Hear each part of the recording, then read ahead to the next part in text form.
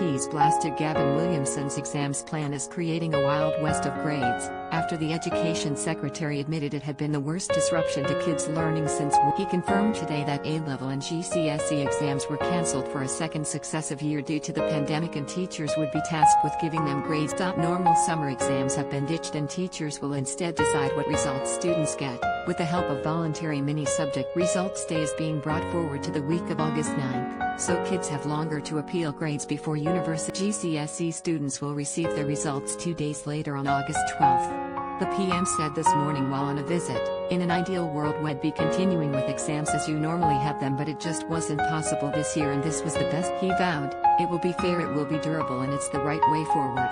Tory MP and Chair of the Select Committee, Robert Halfon, worried that it would create a Wild West grading system for. He told TimesRadio this morning, "I worry that there was going to be, in essence, a Wild West of an exam grading system because it's going to vary from school to school. There's very little standardization.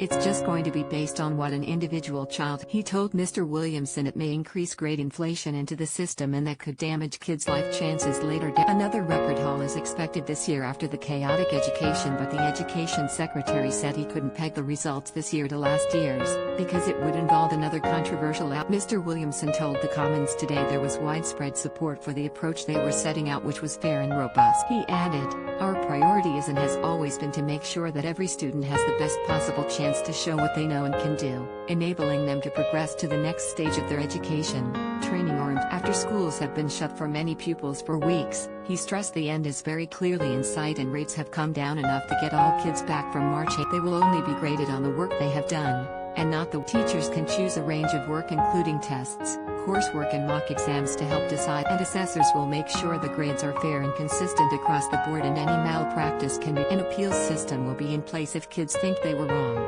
He also outlined in the House of Commons how kids will get back to school, including, assessments descended into chaos last year with the A-level results of thousands of students downgraded due to a controversial algorithm used to standardize teachers' estimate. Following a public outcry, exams regulator Ofqual announced a U-turn, allowing students to use their teachers' predictions. And Mr Williamson confirmed algorithm plans had been put firmly in the bin, vowing to put trust in teachers. He said, "I can confirm that no algorithm will be used for this process.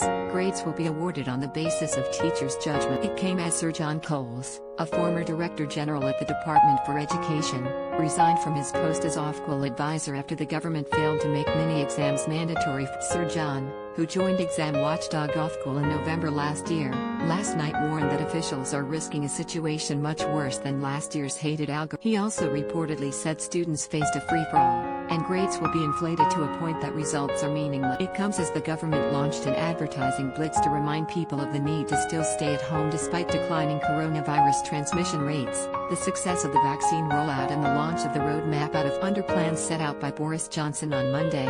England's stay-at-home order will remain in place until at least March 29th despite the minor easing of restrictions and the return of schools. This morning, Schools Minister Nick Gibb said exams remained the fairest way of evaluating pupil grades, but that disruption to education during the pandemic meant that was not possible. He told Sky News, "Of course exams are the fairest and best system for judging attainment, but we can't have exams this year because of the pandemic and because of the disruption that many students have faced up and down the country. It wouldn't be fair to hold exams this year and we trust the professionals.